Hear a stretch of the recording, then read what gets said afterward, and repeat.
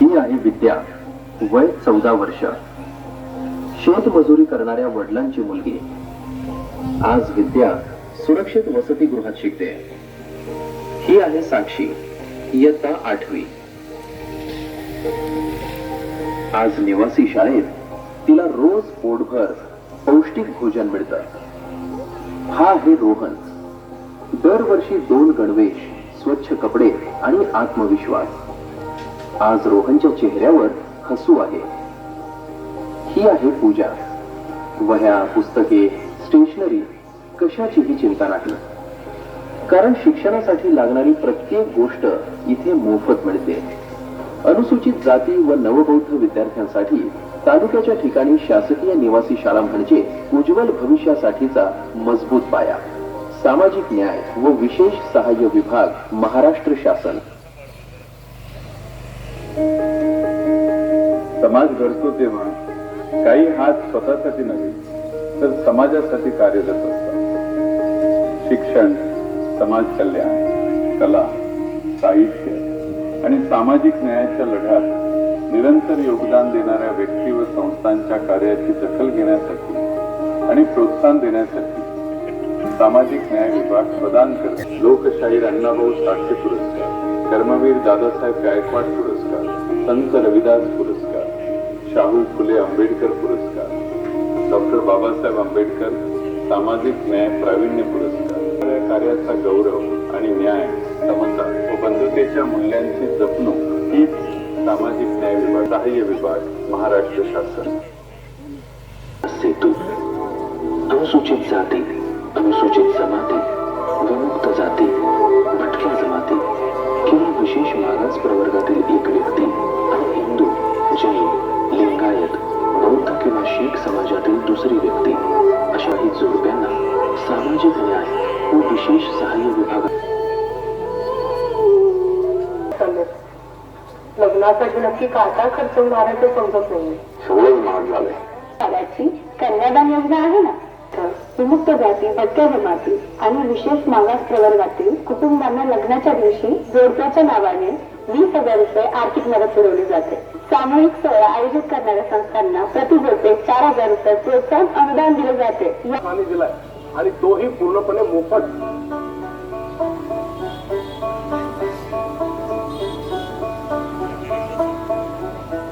कामगारांसाठी लोखंडी पत्र्याचा स्टॉल 100% शासकीय अनुदानावर, तसेच साहित्य खरेदीसाठी 500 रुपये आर्थिक सहाय्य. अरे वा.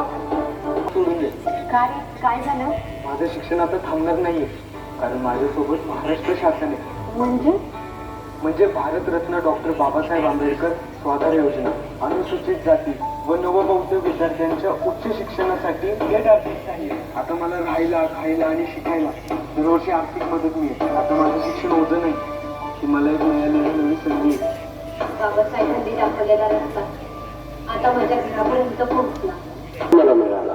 ही आहे तृतीय पंथी कल्याणकारी योजना, सामाजिक न्याय व विशेष सहाय्य विभाग, महाराष्ट्र शासन.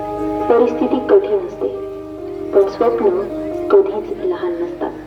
मग कातडी कमावणे अशा व्यवसायातील पालकांच्या मुलांसाठी सामाजिक न्याय विभागाची मॅट्रिना सर्व जाती व धर्मांसाठी लागू आहे.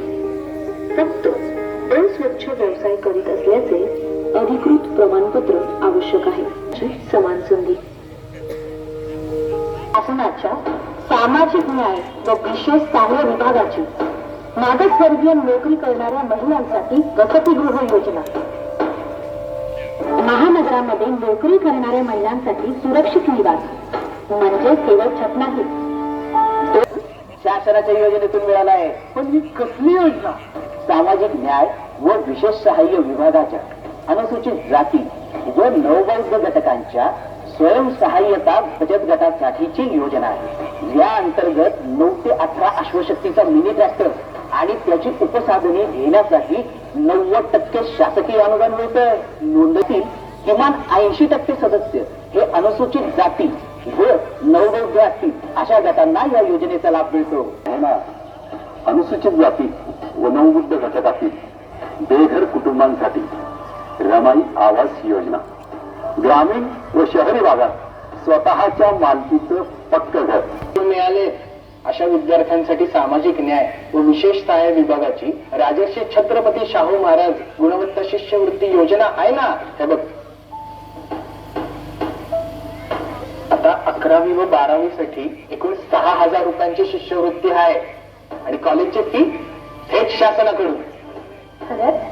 खरंच महाराष्ट्र शासन. त्याची उंची आकाशा एवढी असते. शासन उभं राहतं तिच्या सोबत. शिष्यवृत्ती योजना अनुसूचित जातीतील मुलींसाठी इयत्ता 5वी ते 10वी पर्यंत, 5वी ते 7वी दरमहा 60 रुपये, 8वी ते 10वी दरमहा 100 रुपये शिक्षणासाठी थेट मदत. कारण